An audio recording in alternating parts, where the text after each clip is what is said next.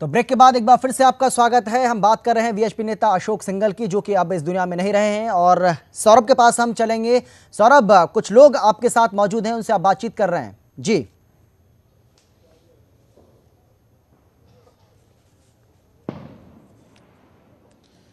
जी, देखिए हमारे साथ बीजेपी महिला मोर्चा की राष्ट्रीय सचिव जी हैं। मैम, बीजेपी के लिए कितनी बड़ी क्षति है अशोक जी का निधन? निस्संदेह बहुत बहुत बड़ी क्षति है, अपूर्णीय क्षति है। और केवल बीजेपी नहीं, मेरा मानना है संपूर्ण राष्ट्र के लिए बहुत बड़ी क्षति है। क्योंकि अशोक सिंघल जी का जो पूरा जीवन काल था, उन्होंने पूरे समाज को समर्पित उन्होंने अपना जीवन किया था। तो ये पूरी राष्ट्र की क्षति है। इसे किसी बीजेपी या और किसी और उसमें ना बांट के, मैं संपूर्ण राष्ट्र के लिए बड़ा दुखद ये एक घटना हुई है और ये बहुत बड़ी क्षति है, अपूर्णीय क्षति है। राम मंदिर की लगातार बात करते थे, आपकी पार्टी सत्ता में है तो उनके सपने को आप लोग पूरा करेंगे? देखिए, ये अभी ये मौका भी नहीं है इस विषय पे बात करने का। आज हम सब लोग शोक संतप्त हैं और ये विषय जैसा है आगे कोर्ट में जो भी जो होगा वो पूरा करेंगे बिल्कुल। और उनके मार्गदर्शन पे तो हम हमेशा ही चलते रहेंगे। आप ये बताइए, आप क्या कहेंगे, आपके लिए कितनी बड़ी क्षति है अशोक जी का निधन?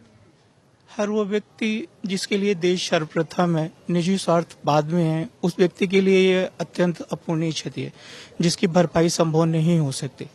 अशोक जी का जीवन, उनके कार्य सभी के लिए सदैव प्रेरणा स्रोत रहेंगे। हम सभी उनके जीवन को देखते हुए, उनके आदर्शों को मानते हुए ही चलते रहे हैं। संपूर्ण संघ सृष्टि उनके दिखाए हुए रास्ते पर चलती आ रही है और हमेशा चलती रहेगी। जो मार्ग उन्होंने दिखाया है हम युवाओं को, वो मार्ग पर हम हमेशा चलते रहेंगे और आने वाले सदियों तक उनका जीवन, उनके कार्य, उनके विचार सदैव प्रासंगिक रहेंगे, सदियों तक अनवरत रूप से प्रासंगिक रहेंगे।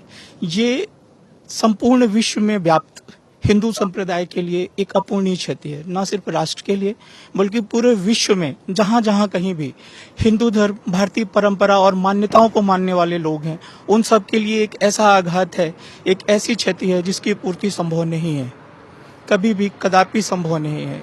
इस दृष्टि में दूसरा अशोक सिंघल संभव नहीं है। देखिए, तो आपने बस सही कहा, लेकिन जब बात चल रही थी राम मंदिर की, तो उनका जो सपना था, एक हिंदू राष्ट्र बनाने का सपना था, वो भी उनके कार्यकर्ता जो हैं, जो विष्णु प्रसाद के जो लोग हैं, वो मायूस दिखाई दे रहे हैं। निस्संदेह, जब आपका कोई बड़ा, जिसकी छत्र छाया में आप चल रहे होते हैं, जिसके पथ प्रदर्शन को आप लेके चल रहे होते हैं, जब वो हमारे बीच नहीं रहता तो वो रिक्तता जो आती है वो आपको एक मायूसी और वो बहुत एक ऐसा शोक देती है कि और अशोक सिंघल जी जैसे विराट व्यक्तित्व की रिक्तता को हम कभी भी कोई भी नहीं भर पाएगा, विश्व हिंदू परिषद में कोई नहीं भर पाएगा कि उनका अपना इतना विराट व्यक्तित्व था। रामलला सबके दिल में बसते हैं, हर एक राष्ट्र में, इस भारत में बसते हैं, इस भारत की आत्मा इस मिट्टी में बसते हैं। तो हर कोई चाहता है कि वो बनेगा और ईश्वर करे उनका सपना जल्द पूरा हो, ऐसा हम सब लोग चाहेंगे।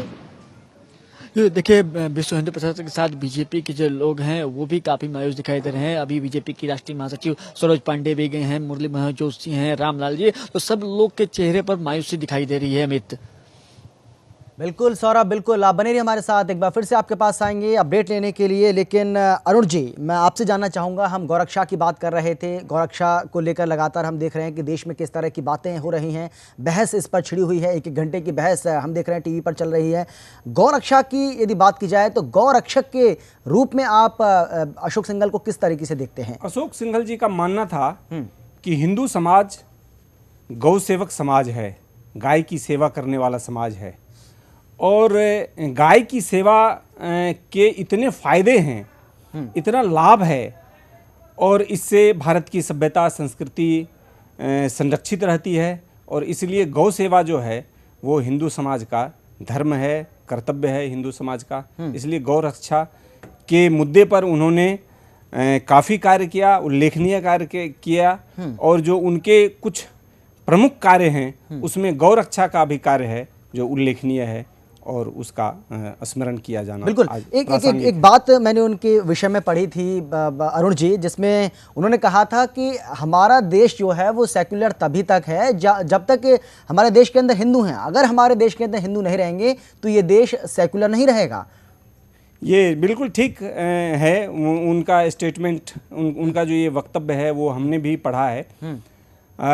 मुझे लगता है कि यह भारत जो है आप यह इस बात की कल्पना करिए कि यह देश जब स्वतंत्र हुआ तो दो हिस्सों में बटा, पाकिस्तान हुआ और हिंदुस्तान हुआ। पाकिस्तान ये धर्म के आधार पर बटा था, फिर भी भारत जो है वो हिंदू राष्ट्र न होकर धर्मनिरपेक्ष और सेकुलर राष्ट्र हुआ। और सेकुलर राष्ट्र ये तब तक है जब तक भारत में हिंदू समाज है। हिंदू समाज जिस दिन अल्पसंख्यक हो जाएगा वहाँ उस दिन ये सेकुलर नहीं रहेगा, और फिर जो स्थितियाँ जो अन्य हमारे पड़ोसी देशों में है वही स्थितियां फिर यहाँ उत्पन्न होंगी, ऐसा मुझे लगता है। बिल्कुल बिल्कुल। कृष्ण कुमार जी, आपसे हम जानना चाहेंगे इसको, जो उनका ये वक्तव्य था कि हमारा देश सेकुलर तभी तक है जब तक इस देश के अंदर हिंदू हैं, अगर हिंदू नहीं रहेंगे तो सेकुलर किस बात का रहेगा। आप किस तरीके से देखते हैं उनके इस वक्तव्य को? देखिए, दो बातें साफ थी। उसमें उनका कहना था कि हमारे इस हिंदू राष्ट्र में राष्ट्रभक्ति जुड़ी रहनी चाहिए। बिल्कुल। जो हिंदुत्व मतलब हिंदू, उसमें कोई ये उसकी बात नहीं करते थे। वो कहते थे कि हमारे आरएसएस में भी सैकड़ों मुस्लिम व्यक्ति जुड़े हुए हैं, कई क्रिश्चियन जो बुद्धिजीवी वो जुड़े हुए हैं, वो एक सपोर्ट करते रहती हैं। तो उनका हिंदू राष्ट्र से, चाहे मोहन भागवत हो, चाहे इसके पहले सुदर्शन जी हो, चाहे इसके पहले जो है अपना अशोक सिंघल हो, ये तीनों ने साफ तौर से हिंदू राष्ट्र की जो बात करी थी। उनका कहना था कि हिंदुस्तान में, भारत में रहने वाला व्यक्ति, वो भले किसी कास्ट का हो, किसी धर्म का हो, उसका विचार, उसकी जो अंदर की जो हॉबीज हैं वो कहीं ना कहीं भारत राष्ट्रवाद से जुड़ी होनी चाहिए। वो उस तरह के हिंदू राष्ट्र की कल्पना करते थे। वो साफ कहते थे कि सेकुलरिज्म एक अलग इशू है। जिस व्यक्ति को अगर भारत से प्रेम नहीं है तो वो भारत के में अपने धर्म से कैसे प्रेम कर सकता है। सबसे पहले राष्ट्रवाद होना चाहिए। तो राष्ट्रवाद की विचारधारा है, इसको वो आगे लेकर के चलते थे। चाहे आरएसएस के बड़े जो नेता हों वो, चाहे विश्व हिंदू परिषद के अशोक सिंघल हो। अब देखिए, सबसे बड़ी बात है कि अपन लोग चर्चा कर रहे थे हम लोग गौ हत्या को लेकर के, तो गौ हत्या पे उन्होंने साफ तौर से कहा था कि इस पे एक कानून बनना चाहिए। और मुझे लगता है कि अरुण जी भी मेरी बात से सहमत होंगे कि गौ हत्या पे कानून हो, राष्ट्रव्यापी कानून हो। इसका सबसे पहले अगर किसी ने मुहिम छेड़ी थी तो वो अशोक सिंघल जी ने छेड़ी थी। वो साफ कहते थे कि इससे भारत की जो राष्ट्रवाद है, भारत की जो विचारधारा है वो प्रभावित हो रही है। तो गौ हत्या पे पूरे देश में कानून बनना चाहिए। बिल्कुल। लेकिन अरुण जी, मैं आपसे जानना चाहूँगा, क्योंकि कहा यह जाता है, कई जगह मैंने पढ़ा है कि संगीत के बहुत वो थे, कि संगीत को बहुत प्रेम करते थे अशोक जी, और कई सारे ऐसे संगीत थे जो काफ़ी उनको पसंद थे। उसके बारे में क्या कुछ कहना चाहेंगे आप? अशोक जी पंडित ओंकार नाथ से उन्होंने संगीत की शिक्षा प्राप्त की थी जी, और शास्त्रीय संगीत के प्रति उनका बड़ा ही आकर्षण था। और शास्त्रीय संगीत के प्रति आकर्षण के ही कारण उन्होंने संगीत की साधना भी की, और संगीत के प्रति वो उन्मुख भी रहे। और संगीत उन्हें जो शास्त्रीय संगीत था वो बहुत प्रिय था, और बड़े आत्मीय भाव से, और जब भी शांत होकर कार्यालय में रहते थे तो वो संगीत सुना करते थे। मेरे पास एक दो ऐसे संस्मरण भी हैं, मैं उनको आपके सामने शेयर करना चाहता हूँ। बिल्कुल। एक संस्मरण तो यह है कि अभी 5 साल पहले की बात है, विश्व हिंदू परिषद कार्यालय में माननीय वीरेश्वर जी के मार्गदर्शन में पूरे एक दिन का पत्रकारिता का प्रशिक्षण शिविर लगा था जी। और तब मैं एक प्रशिक्षक के नाते विश्व हिंदू परिषद कार्यालय में मौजूद था, और पूरे एक दिन पूरे देश से आए हुए लोगों का प्रशिक्षण का शिविर था, जो राष्ट्रीय चेतना जागृत करने वाले ऐसे युवा हैं, उनके बीच यह प्रशिक्षण का, पत्रकारिता के प्रशिक्षण का कार्यक्रम था। और कार्यक्रम के समाप्ति के बाद, पूरे कार्यक्रम में अशोक सिंघल जी मौजूद रहे, और कार्यक्रम की समाप्ति के बाद उन्होंने मुझे सम्मानित किया, अंगवस्त्र, शॉल, श्रीफल और पुष्पगुच्छ देकर। और यह मेरे लिए बड़ा ही रोमांचकारी और बड़ा ही आनंददायक क्षण था। आज मैं उसको नहीं भूल पा रहा हूँ, और उनका स्मरण, उस बात का स्मरण आज भी मुझे है। बिल्कुल। कृष्ण कुमार जी, आप किस तरीके से देखते हैं, क्योंकि इतनी सारी जिम्मेदारी आपके कंधों पर है, इतनी सारी चीज़ों को लेकर आप दिमाग में आपकी चल रही हैं, और ऐसे में संगीत जो है, क्योंकि कहा यह जाता है कि मनोरंजन का सबसे अच्छा अगर कोई साधन है तो वो संगीत है।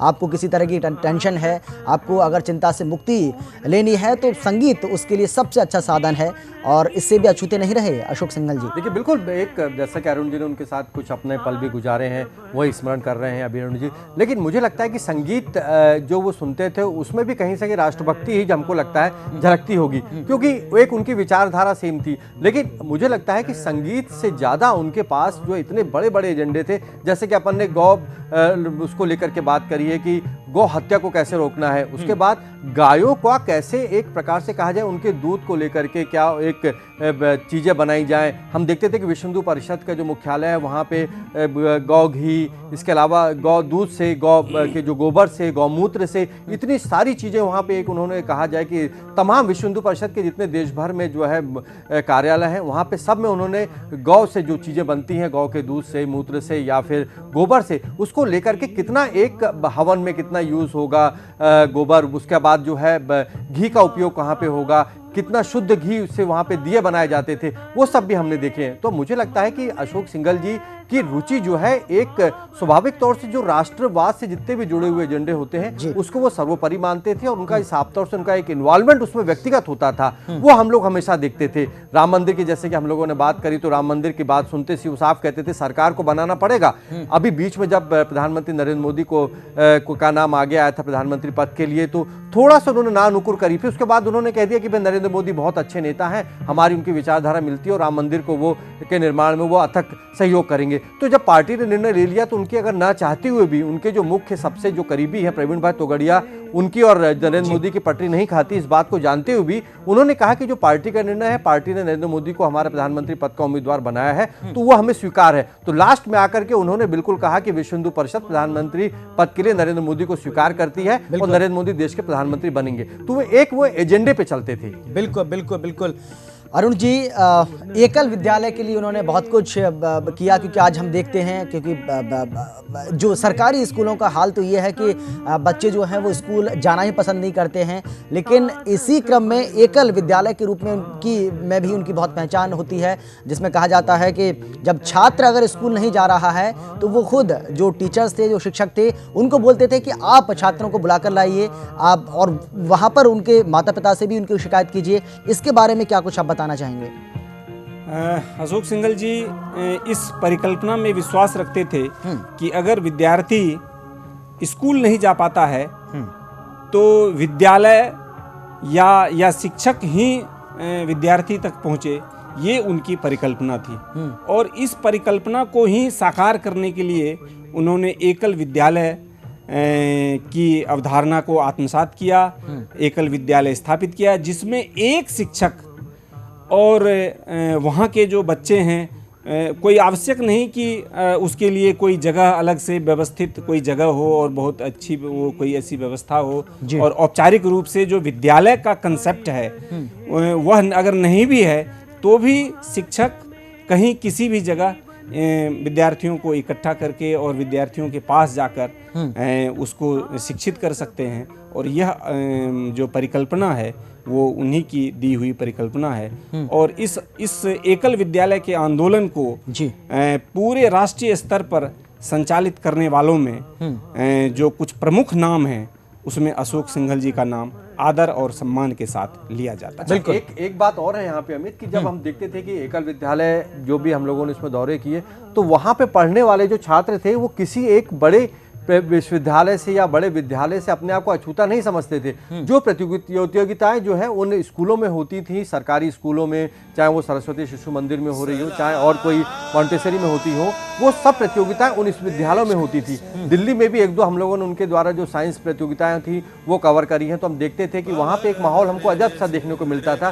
सारे हमको लगता था कि आदि एकल विद्यालय के जो छात्र होंगे आदिवासी होंगे, गाँव से जुड़े होंगे, बिल्कुल इंटीरियर इलाके के लोग जो होंगे उसमें उनके बच्चे उसमें पढ़ते होंगे। लेकिन जब उनकी प्रतिभा से हम लोग मिलते थे, उन छात्रों से मिलते थे, तो ऐसा लगता था कि एकल विद्यालय में शिक्षा का स्तर किसी स्कूल के, किसी बड़े स्कूल के स्तर से कम नहीं है। तो ये एक उनका एक खुद का कॉन्सेप्ट था कि किसी एक बच्चे को ये ना लगे कि वो लो कैटेगरी के स्कूल में पढ़ रहा है। और दिल्ली में भी हमने देखा, उसके अलावा जो तमाम राजधानियां हैं, छत्तीसगढ़ है, उसके में जो इंटीरियर जो आदिवासी इलाके हैं, वहाँ पे एकल विद्यालय बड़े स्तर पर चल रहे हैं। एकल विद्यालय में पढ़ाने वाले जो प्राध्यापक हैं, उन्होंने ऐसे शिक्षकों का, ऐसे राष्ट्रभक्त शिक्षकों की एक टीम तैयार की पूरे देश भर में, सैकड़ों ऐसे राष्ट्रभक्त जो स्वयंसेवक हैं और ऐसे राष्ट्रभक्त जो शिक्षा प्रेमी हैं, ऐसे लोगों की एक टीम उन्होंने खड़ी की और वह पूरे देश में घूम घूम कर जो है वो उनको जिम्मेदारी दी गई और वो वहाँ अध्यापन का कार्य करते थे। और वह स्कूल सच अभी ठीक ही कहा गया कि वो जो स्कूल है वो किसी भी मामले में किसी भी अन्य और औपचारिक स्कूल से किसी भी मामले में कम नहीं था। बिल्कुल। लेकिन अरुण जी ये भी जानना चाहेंगे क्योंकि कहा जाता है कि इंटरनेशनल लेवल पर भी उनकी अच्छी खासी पहचान थी और इंटरनेशनल लेवल पर भी उन्होंने भारत के लिए बहुत कुछ किया था, हिंदुओं को एकत्र करने के लिए, उनको इकट्ठा करने के लिए बहुत कुछ किया था। उस बारे में अगर आप कुछ जानकारी दे पाएं। अभी हमने इस बात की चर्चा की थी कि वो राष्ट्रीय अंतर्राष्ट्रीय स्तर पर हर जगह उन्होंने हिंदू समाज को संगठित करने का स्तुत्य कार्य किया, सराहनीय कार्य किया। और अभी हाल में ही कुछ महीने पहले की बात है जी। वो इंग्लैंड, हॉलैंड और अमेरिका की उन्होंने यात्रा की, वहाँ हिंदू समाज को एकत्रित किया, हिंदू समाज को संगठित किया और उनके अनेक कार्यक्रम विभिन्न देशों में आयोजित किए गए। और यही नहीं, जो उन्होंने अंतर्राष्ट्रीय जो एक विश्व हिंदू परिषद एक जो उन्होंने पद लिया था और जब उनसे कहा जाता था कि आप जो है इस अंतर्राष्ट्रीय साथ में अपने जोड़ते अंतर्राष्ट्रीय अध्यक्ष, उनका कहना है कि हमारी जो शाखाएं हैं वो पूरे विश्व भर में हैं, इसलिए मैं सबका अध्यक्ष हूं, तो भारत का थोड़ी ना अध्यक्ष हूं, मैं पूरे विश्व की जो शाखाएं हैं सबका अध्यक्ष हूं, इसलिए वो अपने आगे अंतर्राष्ट्रीय अध्यक्ष विश्व हिंदू परिषद लगाते थे। साफ तौर से उनका कहना था कि ये देश की एक हमारी खाली भारत तक ही सीमित ना लगे, पूरे देश में हिंदुत्व से जुड़े लोग हैं, पूरे देश में हिंदूवासी अगर रहते हैं, हिंदू विचारधारा है उनकी, तो वहां पे हर राज्य भले ही छोटा सा देश क्यों ना हो, वहां पे विश्व हिंदू परिषद की शाखा होनी चाहिए। इसके अलावा एक चीज और हमको देखना होगा कि उन्होंने प्रवीण भाई तोगड़िया के नेतृत्व में हिंदू एक हेल्पलाइन शुरू कराई थी कि हिंदू हेल्पलाइन थी, जिसमें कि आप किसी भी बड़े तीर्थ स्थल पे जाते हैं तो आपको किसी एक ठेकेदार के, किसी दलाल के पीछे जाने की जरूरत नहीं है। आप जाइए वहां पे अपना जो है एक नाम दर्ज कराइए और एक विश्व हिंदू परिषद के अधिकारी के जो वहां पे बैठे हैं सब नेता, उनसे मुलाकात करिए। आपके रहने की व्यवस्था, मंदिर में कोई आपसे पैसा नहीं लेगा, वो सब कुछ कराया जाएगा। राजनीतिक प्रतिक्रियाएं बिल्कुल सामने आ रही हैं, जिसमें गृह मंत्री राजनाथ सिंह ने क्या कुछ कहा है, सुनिए। एक इस देश के बड़े राष्ट्रवादी नेता श्री अशोक जी सिंघल का स्वर्गवास हो गया है। मैं मानता हूं कि उनके निधन से राष्ट्रवादी विचारधारा की राजनीति करने वालों के लिए एक बहुत बड़ी क्षति है और मैं उनके प्रति अपनी संवेदना व्यक्त करता हूं और अपनी हार्दिक श्रद्धांजलि अर्पित करता हूं। यूपी बीजेपी के प्रदेश अध्यक्ष लक्ष्मीकांत वाजपेयी क्या कुछ कह रहे हैं, सुनिए। आदरणीय अशोक सिंघल जी के निधन से राष्ट्रवाद और हिंदुत्व का पुरोधा चला गया, राम मंदिर का नायक चला गया, अंतर्राष्ट्रीय मानचित्र पर हिंदुत्व को स्थापित करने वाले दृढ़ निश्चयी, निर्भीक वक्ता और अकाट्य तर्कों के धनी अशोक सिंघल जी का निधन अपूरणीय क्षति है। भारतीय जनता पार्टी उत्तर प्रदेश की ओर से मैं उनके चरणों में अपनी विनम्र श्रद्धांजलि अर्पित करता हूं। और हिंदूवादी नेता के रूप में अपनी पहचान बनाने वाले योगी आदित्यनाथ ने क्या कुछ कहा है, वो भी सुन लीजिए। सनातन हिंदू धर्म संस्कृति, राम जन्मभूमि और इस आंदोलन, विश्व हिंदू परिषद के अंतर्राष्ट्रीय संरक्षक और राम जन्मभूमि के प्राण माननीय अशोक सिंघल जी थे। उनका आकस्मिक निधन हम सब की और इस पूरे अभियान की एक अपूरणीय क्षति है। देश के सभी मत, पंथ, संप्रदाय के धर्माचार्यों को एक मंच पर लाकर राम जन्मभूमि आंदोलन को शिखर तक पहुंचाना, छुआछूत और अस्पृश्यता की भावनाओं को समाप्त करने के लिए राम जन्मभूमि मंदिर निर्माण का शिलान्यास अनुसूचित जाति के एक व्यक्ति कामेश्वर चौपाल से कराना, एक स्पष्ट दृष्टि धर्म और संस्कृति के प्रति, लेकिन किसी के प्रति कोई राग और द्वेष नहीं, माननीय अशोक जी की विशेषता थी। ये हम सब बिल्कुल। अरुण कुमार जी, आपसे जानना चाहूंगा, आपने तीनों बीजेपी नेताओं को सुना है और सबने राम मंदिर का जिक्र जरूर किया है। मुझे लगता है कि उनके व्यक्तित्व का जो एक पक्ष, जो वो इतने बड़े हिंदू हृदय सम्राट के रूप में जाने पहचाने गए, और उसके निर्माण में जिस एक व्यक्ति की महत्वपूर्ण भूमिका हम कह सकते हैं और जिनसे वो संस्कारित हुए वो परम पूज्य सरसंघ चालक गुरु जी थे। गुरु जी के विचार से वो बहुत प्रभावित थे और उनको संघ में लाने का श्रेय रज्जू भैया को जाता है। रज्जू भैया के ही मार्गदर्शन में वो संघ से जुड़े और उसके बाद आज जिस रूप में, जिस पटल पर, जिस अंतर्राष्ट्रीय पटल पर हम उनको देखते हैं और जिन उनकी पहचान होती है वो उन्हीं दो व्यक्तित्व का प्रतिफल है और उन्हीं के संस्कार से वो पल्लवित, पुष्पित और फलित हुए। बिल्कुल।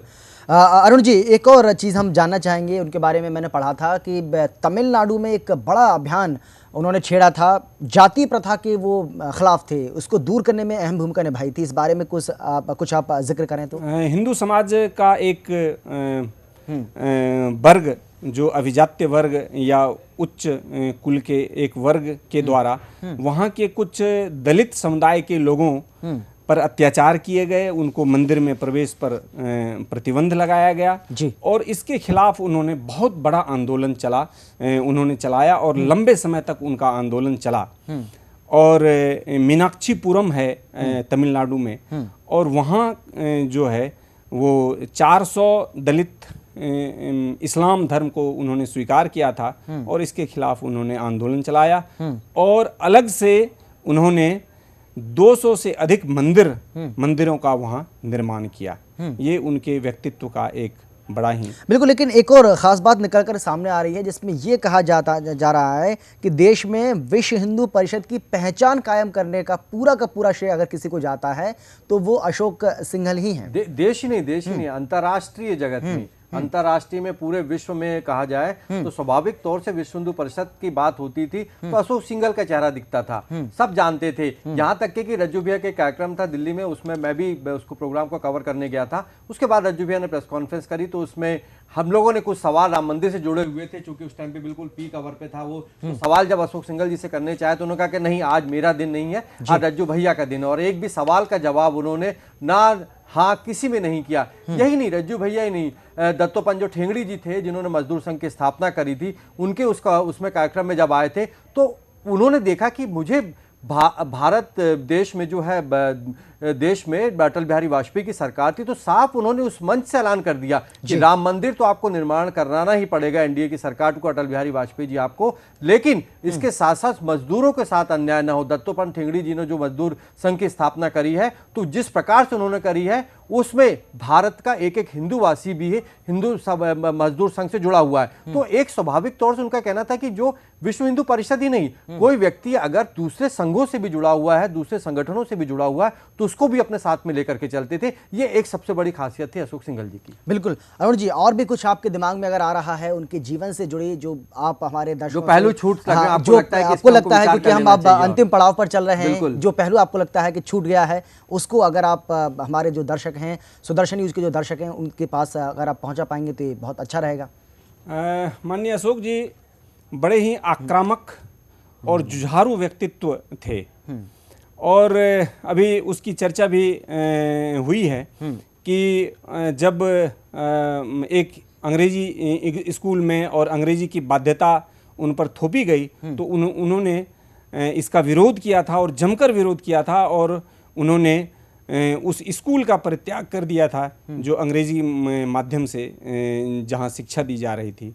तो इसलिए लगता है कि उनके व्यक्तित्व का यह जुझारू व्यक्तित्व जो है उनके व्यक्तित्व में यह पक्ष एक बड़ा ही, और आपने देखा ही, हम लोगों ने देखा है, बहुत नज़दीक से देखा है कि राम जन्मभूमि आंदोलन के समय जो उनका व्यक्तित्व था और इतना आक्रामक व्यक्तित्व वो सामने आया और देश की जनता ने अंतर्राष्ट्रीय स्तर की अंतर्राष्ट्रीय पटल पर उनके एक व्यक्तित्व को देखा, समझा और उनको आज हम सभी प्रणाम निवेदित करते हैं और श्रद्धांजलि एक पहलू शायद छूट गया है हमसे अरुण जी, संघ से वो कैसे जुड़े ये भी संघ से 1942 में माननीय रज्जू भैया जी के संपर्क में आने के बाद वो संघ से जुड़े। संघ की प्रेरणा से उन्होंने काम शुरू किया। 1950 ईस्वी में इंजीनियरिंग की पढ़ाई पूरी करने के बाद वो संघ के प्रचारक निकले, लंबे समय तक प्रचारक रहे, उत्तर प्रदेश के विभिन्न जगहों पर उन्होंने काम किया। फिर उसके बाद दिल्ली और हरियाणा यहाँ वो प्रांत प्रचारक के रूप में उन्होंने काम किया।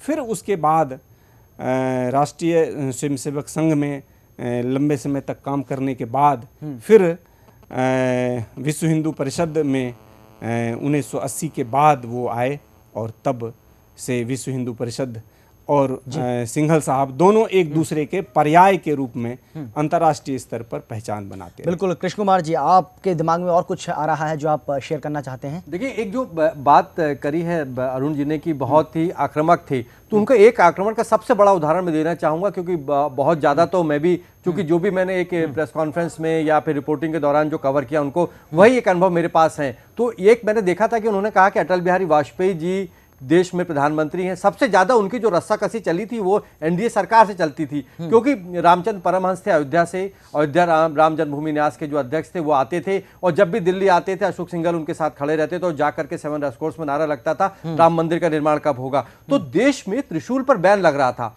लेकिन उन्हीं त्रिशूलों के साथ उन्होंने रामलीला मैदान जो था उसको पूरा भर दिया था विश्व हिंदू परिषद के कार्यकर्ता। It's a very long association of my generation. Since 80s, we came in contact with him as a leader of Vishwa Hindu Parishad, and we saw his qualities. He was very brave, fearless, at the same time very sensitive.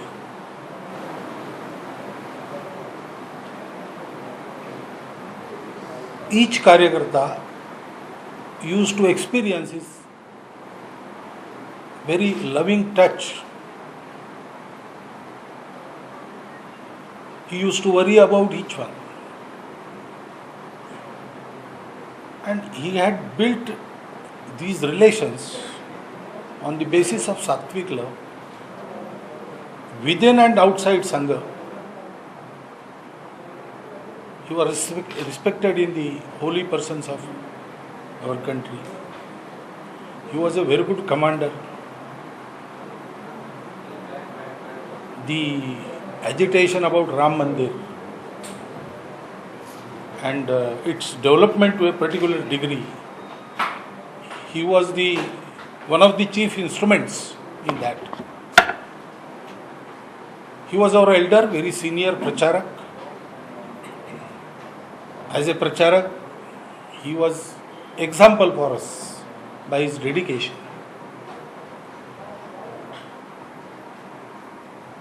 Only 7 days back, I went to see him in Vedanta Hospital. He had just come out of the intensive care, and he talked with usual loudness of his voice. There was no sign that within 7 days this will happen. And he poured his heart out to me. He said that the Veda Prasar Prachar was the work now he had chosen after retiring from all the posts. He will strive for that. So we have lost a very senior elder pracharak as well as our advisor, who was always available in all times for us. And therefore we don't know what to say. How can we?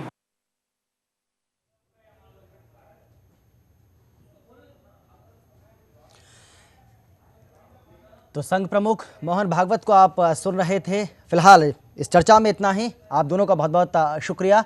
लेकिन इस खबर के साथ कि कल अंतिम संस्कार की विशेष कवरेज पूरे दिन आप सुदर्शन न्यूज़ पर देख सकते हैं। पल पल की जो अपडेट रहेगी अंतिम दर्शन की वो आप तक हम पहुंचाते रहेंगे। लेकिन फिलहाल इतना ही। दीजिए इजाज़त। जय हिंद।